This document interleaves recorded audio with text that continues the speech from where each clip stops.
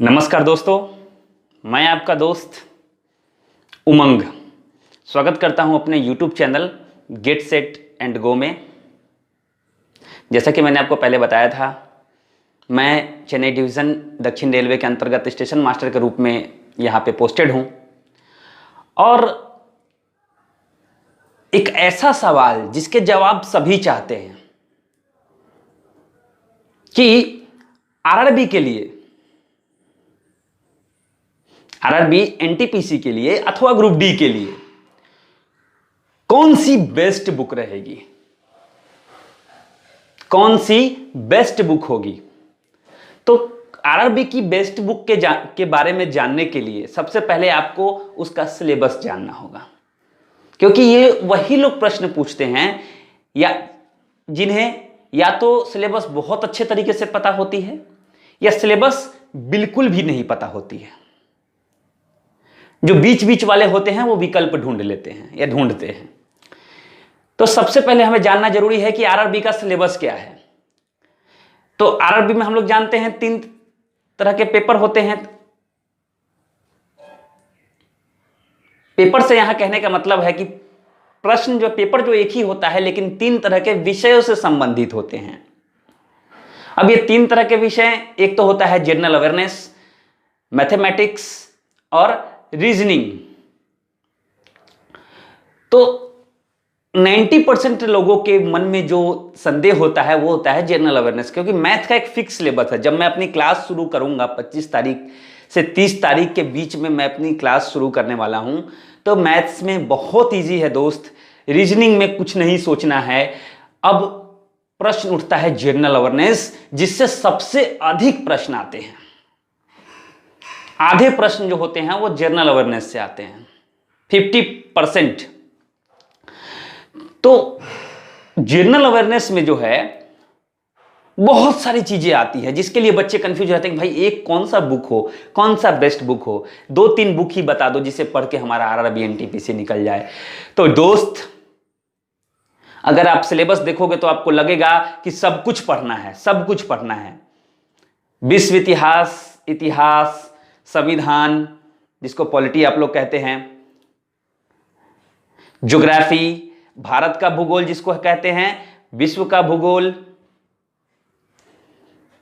उसके बाद समसामयिक घटनाएं, पुस्तक एवं लेखक। उसके बाद अगर आगे चलेंगे तो अभी हाल में घटित घटनाएं जिसको हम लोग करंट अफेयर्स कहते हैं। और उसके बाद फिर आगे चलेंगे तो स्वतंत्रता संग्राम जो कि इतिहास का पार्ट बनता है, उसमें से प्रश्न आते हैं।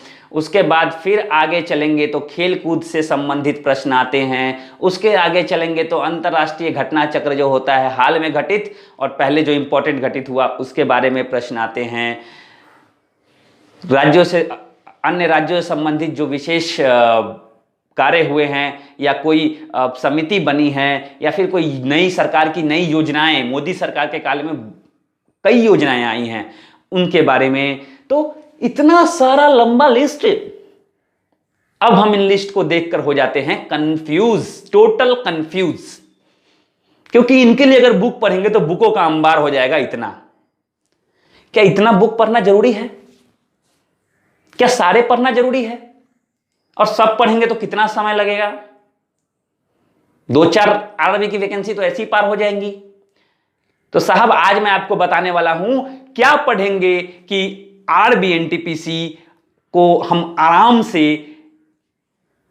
प्रबल तौर पे, ऐसा नहीं है कि खींचतान के, क्वालिफाई करेंगे सीबीटी 1 और सीबीटी 2, यानी फर्स्ट परीक्षा और सेकंड परीक्षा को। तो इसके लिए जो मैंने संसाधन जुटाए हैं, जो मेरा आइडिया है कि मैंने क्या किया है कि आरआरबी के पिछले 100 प्रश्न, अभी एनटीपीसी आया है तब और पहले आरआरबी ऑफलाइन होता था तब, 100 प्रश्नों, अब वो 100 नंबर ऑफ क्वेश्चन नहीं, 100 प्रश्न पत्र यानी 100 क्वेश्चन पेपर को कलेक्ट किया। उसमें देखा कि आरआरबी के प्रश्न कैसे आते हैं, किस प्रकार का प्रश्न आता है। क्या पीसीएस एग्जाम की तरह प्रश्न आता है? जी नहीं। क्या बिहार में जो सचिवालय स्तर का होता है क्या वो वैसा होता है? वैसा भी नहीं होता। बेसिक क्वेश्चन होते हैं। मैथ्स के क्वेश्चन जुटाएं, रीजनिंग जुटाया और सबसे इस निष्कर्ष पे पहुंचा कि भैया जितना भी सिलेबस दिया हुआ है, जितनी भी सिलेबस आप लोग आरआरबी की वैकेंसी में देखते हैं, सारे सिलेबस का केवल बोल्ड टॉपिक पढ़ना है। केवल बोल्ड टॉपिक पढ़ना है। क्या पढ़ना है? केवल बोल्ड टॉपिक। अब बोल्ड टॉपिक कहने से मतलब यह है कि अति महत्वपूर्ण चीजें हैं उन्हीं को पढ़ना है, अति महत्वपूर्ण योजनाएं हैं उनको पढ़ना है, अति महत्वपूर्ण समितियां हैं उनको पढ़ना है, अति महत्वपूर्ण जो मुद्दे हैं जिनसे देश की अर्थव्यवस्था पर प्रभाव, हाँ मैं तो अर्थव्यवस्था कहना भूल गया था, पहले अर्थव्यवस्था भी है उसमें, तो उनके बोल्ड टॉपिक को कवर करना है, महत्वपूर्ण टॉपिक्स को कवर करना है। तो ऐसे करते करते एक बार शुरू करेंगे प्राचीन भारत से, मध्यकालीन भारत, आधुनिक भारत इतिहास, संविधान से शुरू करेंगे, संविधान की संरचना, संविधान समिति का निर्माण और अंत में 368 संशोधन तक, उससे ऊपर नहीं। माफ कीजिएगा, 368 संशोधन, या ज्यादा जाओगे तो आपका इमरजेंसी से संबंधित जो है आपातकालीन व्यवस्था जो है 352, 56, 60, उससे प्रश्न आएंगे। क्योंकि मैंने आरआरबी के पैटर्न को देखा है, आरआरबी में आए हुए प्रश्नों को खंगाला है और अपना एक ढांचा तैयार किया है कि किस प्रकार हमें पढ़ना है और पढ़ाना है और गाइड करना है। यह होता है दोस्त।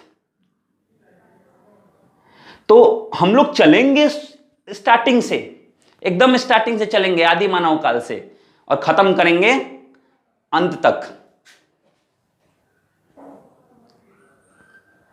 और इस तरह से हमारे जो है सारी चीजें कवर हो जाएंगी। मैथ्स और रीजनिंग के लिए बिल्कुल भी ना सोचे।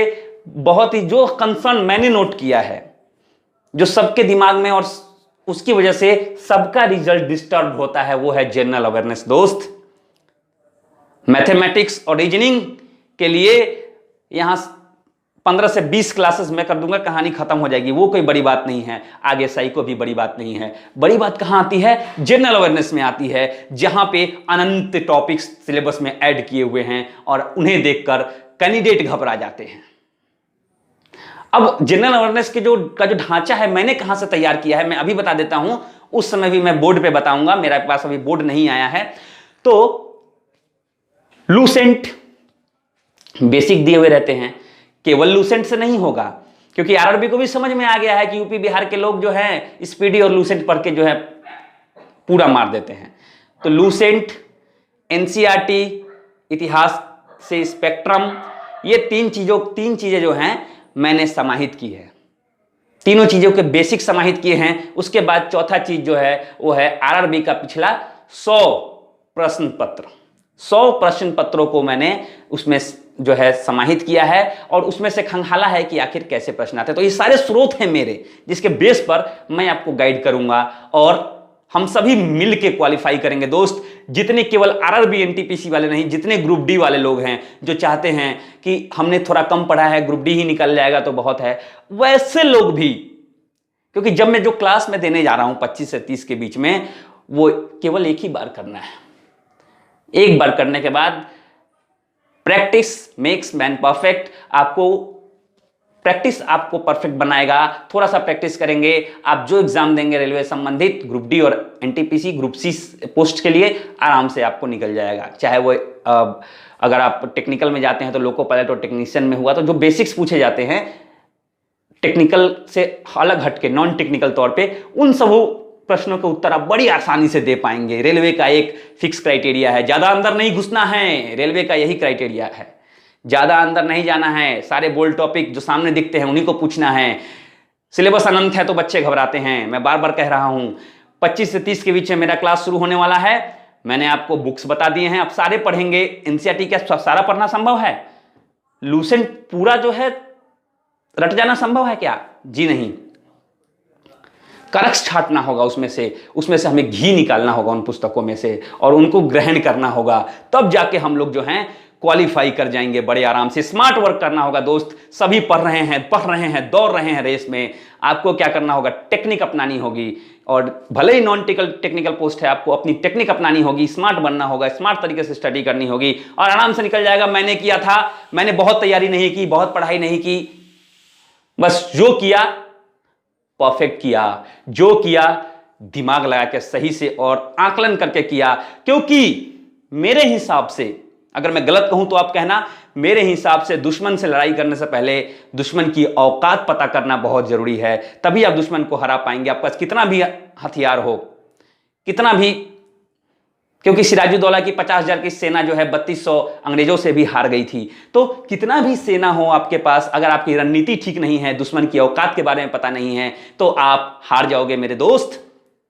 अगर आपको दुश्मन की औकात के बारे में पता है तो आप आधी लड़ाई उसी समय जीत गए हो। तो मैंने बहुत समय दिया है इस पे कि आरआरबी एनटीपीसी का आखिर क्राइटेरिया क्या है दोस्त। सबका क्राइटेरिया है, पीसीएस एग्जाम का क्राइटेरिया है कि इतना पढ़ लो हो जाएगा। आरआरबी एनटीपीसी लगता है कि अनंत सिलेबस है, कहां कहां से उठा के प्रश्न डाल देते हैं ये लोग, लेकिन ऐसा कुछ भी नहीं है। हम वही पढ़ेंगे जिसमें हम क्वालिफाई कर जाएंगे। नहीं किया सब्सक्राइब तो कर लीजिए दोस्त, बाद में मत कहिएगा मैंने नहीं बताया। पुस्तकों में बहुत लोग ये प्रश्न पूछ रहे हैं, आप सब्सक्राइब करें, क्लासेस देखें, आपको फायदा जरूर होगा। आगे आपकी मर्जी है, आप समुंदर में घुस जाएं या फिर स्मार्ट तरीके से पार करें और रेलवे का एक महत्वपूर्ण भाग बने। वो यूनिफॉर्म किसको नहीं पसंद है, अच्छी लाइफ किसको नहीं पसंद है दोस्त। तो अभी तक अगर आपने नहीं किया तो कर लीजिए सब्सक्राइब और करवा लीजिए। सब कोई मिल के पढ़ेंगे और मैं ड्यूटी भी करूंगा और यहां क्लास भी करूंगा। आशा करता हूं आपको समझ में आ गया होगा कि आखिर मुद्दा क्या है सिलेबस का, कौन सी किताबें पढ़ेंगे, कैसे पढ़ेंगे। आप स्मार्ट है तो खुद से छांट लीजिए, नहीं तो उसके बाद तो मैं हूं ही। आपको मन है नहीं हमें यूट्यूब नहीं देखना है, हमें ऑनलाइन नहीं करना है, हम ऑफलाइन ही कर लेंगे, तो आप छांट लीजिए खुद और छांट के नोट्स बनाइए, तैयारी कीजिए। और नहीं तो उसके बाद मैं हूं, मैं करूंगा, करवाऊंगा। तो आशा करता हूं कि आप जो है जुड़े रहेंगे मेरे चैनल से। आपको क्वालिफाई करना है दोस्त, नई रणनीति है, नई चीज है, क्योंकि मैं काम कर रहा हूं, अलग अलग तरह के अनुभव भी दूंगा ज्वाइनिंग तक आपको, और हर स्टेप पे आपको गाइड करूंगा। आप बस जुड़े रहिए मेरे चैनल के साथ। चैनल को शेयर, लाइक और सब्सक्राइब शेयर जरूर कीजिए, उसको दोस्त शेयर कीजिए, बहुत इंपॉर्टेंट टॉपिक है ये। और सब्सक्राइब कर लीजिए चैनल को। वीडियो पूरा देखने के लिए आपका बहुत बहुत धन्यवाद। नमस्कार।